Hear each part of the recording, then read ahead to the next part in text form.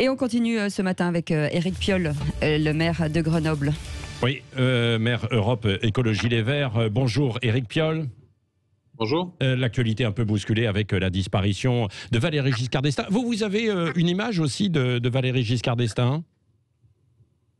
Non, une image, moi aussi je suis né en 73, donc j'ai une image directe. Donc ce que j'ai c'est en tête, c'est évidemment l'avortement, la majorité à 18.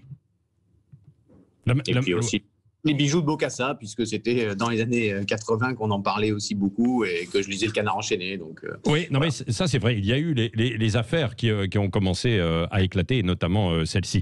Revenons-en peut-être à votre actualité davantage, parce que vous êtes au cœur du massif alpin, et Éric Piolle. Il y a une déclaration qui a suscité un petit peu la controverse, énervé quelques professionnels de la montagne.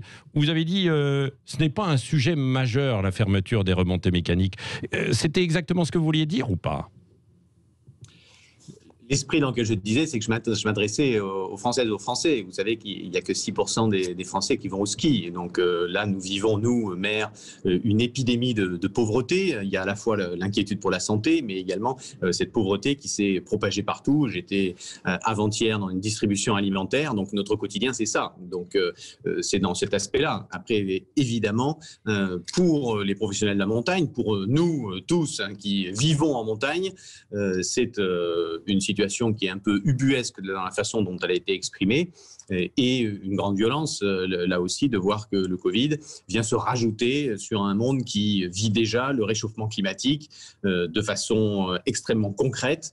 Et donc, évidemment, j'étais d'ailleurs il y a quelques semaines avec Domaine Skiable de France pour échanger avec eux sur les grands enjeux, le climat, l'adaptation aussi à l'environnement et la limitation des gaz à effet de serre.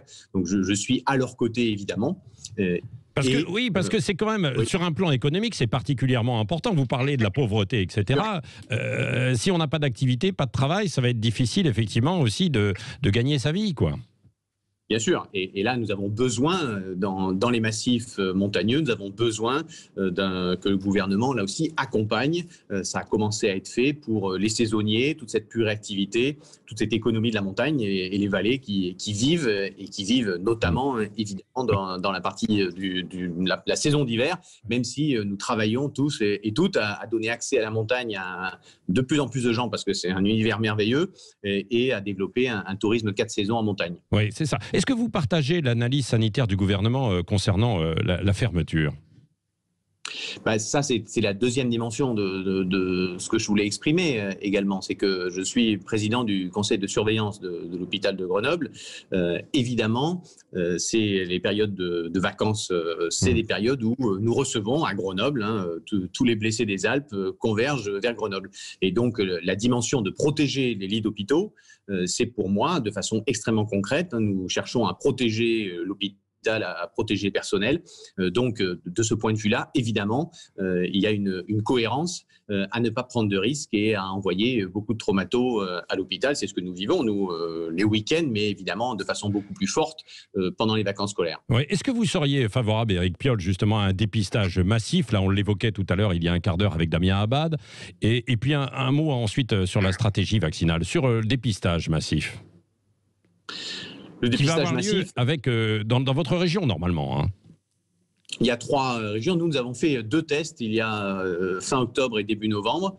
Je le demandais depuis plusieurs mois sur des quartiers en particulier, sur 2 quartiers, pour aussi nous permettre non seulement de gagner de la connaissance sur la circulation du virus, même si avec les tests antigéniques, c'est pas parfait, notamment on rate des positifs, et puis parce que ça permet d'entrer en contact avec les habitantes et les habitants. Et pendant les 20 minutes où on attend le résultat du test, nous avions du personnel là qui s'était mobilisé pour partager les risques, les modes de vie, et donc toute cette santé qui est un peu une santé une santé publique réelle, une prévention elle est extrêmement importante. Après, si on s'engage là-dedans, il faudra le faire à échéance un peu régulière pour voir l'évolution de la maladie, parce que ce n'est pas les tests antigéniques qui vont nous permettre de développer la stratégie tester, isoler, pour évidemment continuer, éviter la troisième vague. Ouais. Et sur la stratégie vaccinale, est-ce que c'est la bonne stratégie qui pour l'instant est échafaudée par le gouvernement? Et est-ce que vous êtes favorable à une vaccination ou pas obligatoire? Pour l'instant, c'est pas prévu.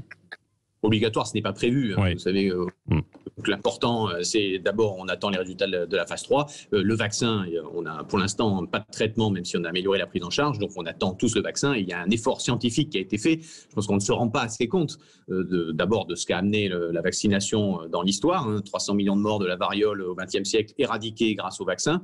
Et puis de cet effort scientifique qui a été produit par le monde en moins d'un an pour arriver à toutes sortes Mais chez les, de vaccins. Éric Piolle, Donc, c'est intéressant. Ouais. Il faudra se faire vacciner, évidemment. Cibler d'abord les personnes vulnérables, ça me semble évidemment extrêmement légitime. Donc, pour l'instant, ce qui est mis en place, je trouve, est une stratégie qui me semble cohérente. Chez les écologistes, certains sont divisés quand même quant à cette vaccination. Il y en a qui refusent un peu le vaccin. Non, je crois que là, c'est vraiment des fake news. Il y a... au sein de la population française une réticence plus qu'ailleurs concernant les vaccins. Et la bonne façon de faire ça, c'est de regarder ce que ça amène, ce que ça nous amène collectivement. Et donc, voilà, je pense que le vaccin, aujourd'hui, est la meilleure piste, puisque sur les traitements, on a moins de pistes, et la meilleure piste pour nous permettre de sortir de cette crise sanitaire majeure, qui est nouvelle pour nous, qui a déjà été connue en Asie, mais qui est nouvelle pour nous, et de pouvoir nous attaquer à nouveau au climat, qui est une crise là longue, forte, et qui produit des inégalités sociales, et qui produit également un danger pour toute l'humanité. Merci Éric Piolle d'avoir été en duplex avec nous de Grenoble, et une prochaine fois vous serez avec nous dans nos studios.